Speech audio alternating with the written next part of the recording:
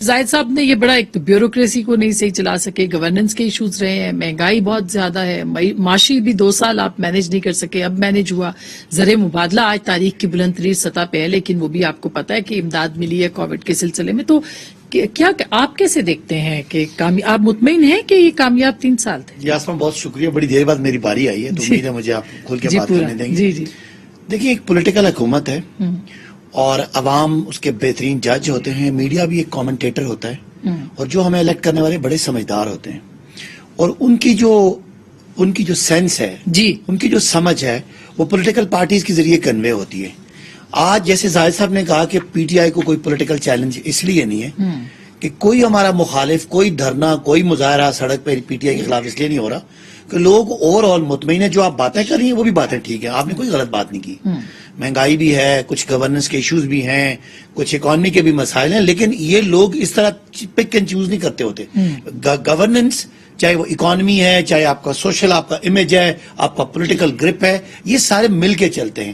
تو P T I کی government اس وقت پچھلے حالیہ 8-10 سالوں میں کی مضبوط ترین حکومت اس لیے ہے کہ لوگ امید بھی لگائے بیٹھے ہیں، گورنمنٹ میں ڈیلیور بھی کیا. جب مجھے ڈیٹیل پوچھیں گی تو میں ڈیٹیل سے بات کروں گا. کیسے ڈیلیور؟ ہاں یہ نہیں ڈیلیور کیسے؟ ابھی آپ نے خود ہی کہا معیشت تو بڑی کمزور ہے، لیکن ریزرو تاریخ کی پیک پہ ہیں. وہ تو آج ہوئے جب آپ کو اتنی امداد مل گئی کووڈ کے اوپر. امداد ہمیں کوئی 24 ارب کی یا 25 ارب کی، $3.25 ارب ملے. $3.25 ارب.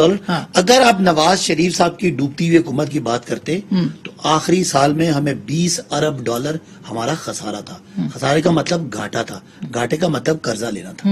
آج وہ خسارہ 3 سالوں میں اگر زیرو پہ آ گیا ہے، اسی لیے آپ کے خسارہ زیرو پہ کیسے آ گیا ہے؟ کیسے کرنٹ اکاؤنٹ کا خسارہ جو $20 ارب کا تھا، جو آپ کو قرضوں کی ضرورت بنتی تھی، وہ آج صفر ہو گیا. یہ بڑی اچیومنٹ ہے. ریزرو کیسے بنتے؟ سنیں، ریزرو ہے جب آپ کماتے ہیں زیادہ اور خرچ کرتے ہیں کم. جب آپ الٹا کریں گے تو آپ کے ختم ہوں گے. آج معیشت جو ہے اس کی جو مینجمنٹ تھی، اس کا ثبوت یہ ہے کہ آپ کے ڈبے میں پیسے بھرے پڑے. کیسے؟ وہ تو دنیا نے آپ کو دی ہے کووڈ کی وجہ سے. آپ نے کیا کیا؟ مجھے بتا دیں. نہیں، آپ کی کون سی پالیسیز تھی جس کی وجہ سے آپ کے ڈبے میں پیسے آئے؟ جی، اب آپ جب بھی پاکستان کی اس حکومت کو کمپیئر کریں گے تو ایک دم سے آپ کہیں سوئٹزرلینڈ چل جائیے گا. پاکستان کی پچھلی حکومت سے کمپیئر کریں تو پچھلی حکومت کا کر لیں. سن لینا، یہ 2017-18 میں پاکستان کی معاشی ترقی کی شرح GDP 5.5% تھی. بالکل صحیح. اور اس وقت 3.94 ہندوستان کے 3 سال کے بعد کی ہے، جبکہ 1.91 تھی فوری طور پر 1 سال کے بعد، یعنی 5.5 سے 1.91 پہ. بالکل آپ نے ٹھیک فیکٹس دیں، اور یہ گروتھ کے فیکٹس بالکل ایسے ہی ہیں. جو آپ نے پہلے بات کی، ہماری حکومت آئی تھی تو ریزرو $10 ارب سے کم تھے. جو پاکستان کے پاس دنیا کی جو زر مبادلہ تھا، جو ہم نے باہر سے چیزیں منگانے کی ہماری سکت تھی، جو ہماری دولت تھی، آج وہ $25 ارب تک پہنچ گئے. تو کیسے ہوا؟ اگر پاکستان گھاٹے میں چل رہا ہوتا تو وہ پیسے کم ہوتے. کوئی اس پاکستانی حکومت نے کوئی $25 ارب قرضہ نہیں لیا، بلکہ قرضے واپس کیے. میں ابھی جو ہم کریڈٹ لیتے ہیں نا، زاہد صاحب کو بھی چیلنج کرتا ہوں، آپ کو بھی، جو ہم کریڈٹ لیتے ہیں کہ ہم نے مشکل حالات رکھے، ہم نے گروتھ پہ کمپرومائز کیا، مہنگائی بھی ہوئی، لیکن پاکستان آج ایسی مضبوط معیشت ہے کہ پاکستان کو اگلے سال خدا نہ خواستہ کوئی خطرہ نہیں ہے. 2018 میں خدا نہ خواستہ پاکستان دیوالیہ ہوتا، ڈالر 300-400 کا ہوتا. آج آٹا 200 روپے کا، 200 روپے کلو مل رہا ہوتا.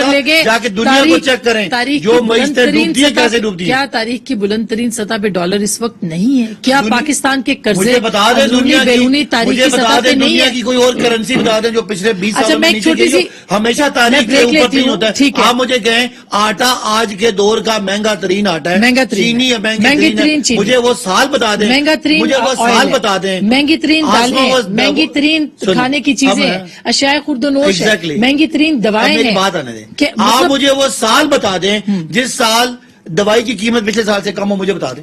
یہ 150% اضافہ ہوا ہے دوائی کی قیمتوں میں. انسولین کی قیمتیں دیکھیں، دوائیاں، زندگی بچانے والی دوائیاں دیکھیں کدھر سے کدھر پہنچ گئی ہیں. مثال دیتے ہیں، اگلے 2 سال بعد کسی اور کی حکومت آتی ہے. اگلے 2 سال تو ہمیں نہیں پتا کہ کیا ہوگا، ہم تو پچھلے 3 سال کی بات کر رہے ہیں. جب آپ جس دن کی بات کریں گے اس دن وہ چیزیں اپنی تاریخ کی ہائیسٹ لیول پہ ہوتی ہیں، ہمیشہ سے کبھی قیمتیں